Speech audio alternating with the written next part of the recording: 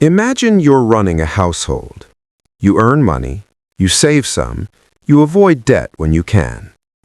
Now imagine that household suddenly decides the smartest move is to borrow endlessly, even when it has money in the bank. That sounds reckless. For governments, it's normal. In fact, modern governments don't just tolerate debt, they depend on it. They design entire systems around it. And once you see why, it's hard to unsee.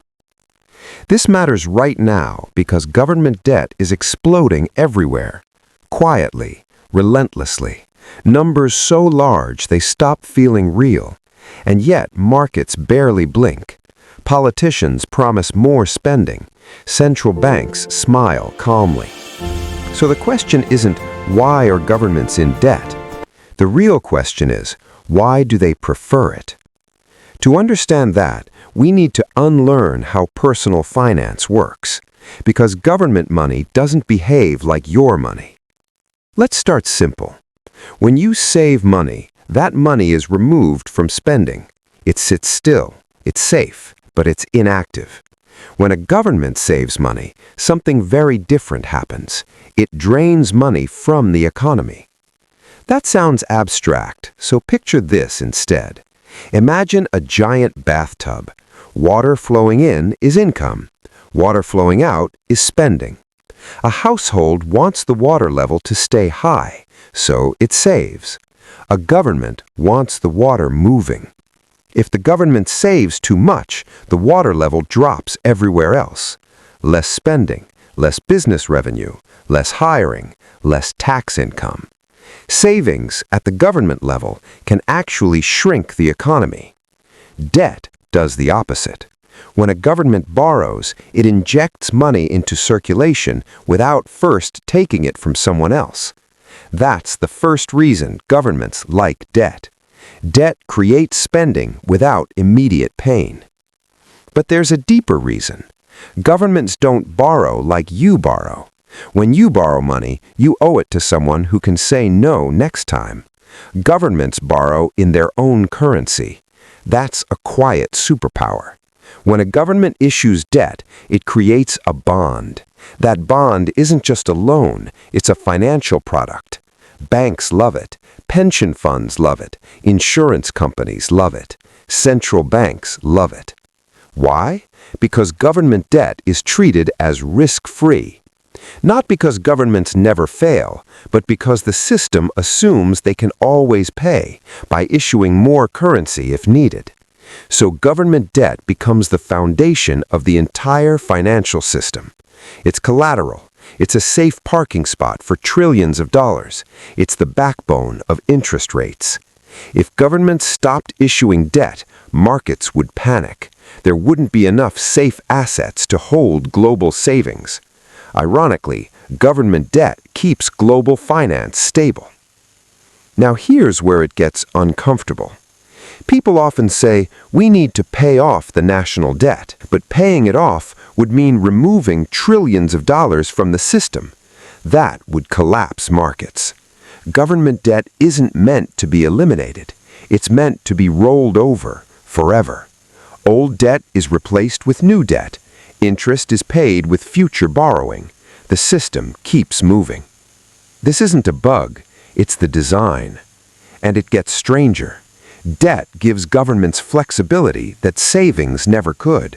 If a crisis hits and a government relies on savings, it has to spend what it has. Once it's gone, it's gone. Debt lets governments spend far beyond their current income. Wars, pandemics, financial crashes. Debt buys time. Time to stabilize, time to react, time to avoid collapse. Savings doesn't do that at scale. Debt does. But there's another reason governments like debt, and it's more subtle. Debt hides costs. When a government raises, people feel it immediately. When a government cuts spending, people protest. Debt delays the pain.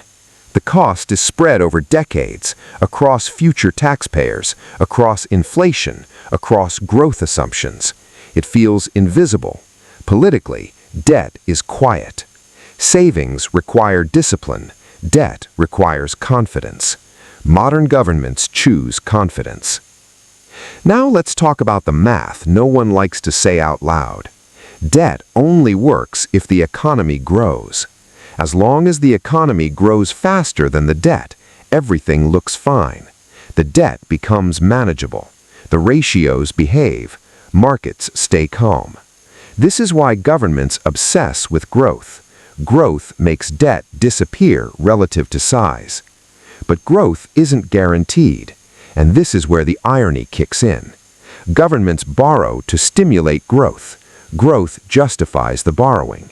It's a loop, a fragile one. When growth slows, debt doesn't stop, it accelerates. Interest costs rise, borrowing increases. Trust becomes more important than math. At that point, debt stops being a tool and starts being a dependency. History is full of moments where confidence snapped, not because the debt was new, but because belief disappeared. That's why central banks exist. They are the quiet enforcers of confidence. They buy government debt. They stabilize markets. They signal calm even when numbers scream otherwise. This is why governments and central banks are inseparable now. Debt ties them together. Savings don't. And here's the part that feels almost absurd. If everyone suddenly decided to save more at the same time, the economy would weaken. That's called the paradox of thrift. What's good for one person becomes dangerous for everyone. So governments step in and do the opposite. They borrow, they spend, they keep money moving. They become the spender of last resort. This is why governments don't behave like households. They can't afford to. But loving debt doesn't. It shifts risk forward in time. It assumes stability. It assumes growth. It assumes trust. When those assumptions fail, the system doesn't slowly adjust. It breaks suddenly. That's the real trade-off. Savings are slow and safe, but limiting. Debt is powerful and flexible, but fragile. Modern governments chose power. So the next time you hear a politician promise to run the country like a business, pause. Businesses aim to save. Governments aim to circulate. And the next time you hear someone say, "Why don't they just stop borrowing?" remember this. If governments stopped loving debt, the entire financial system would have to learn how to exist. The question isn't whether debt is good or bad. The real question is, what happens when the world finally asks governments to live without it?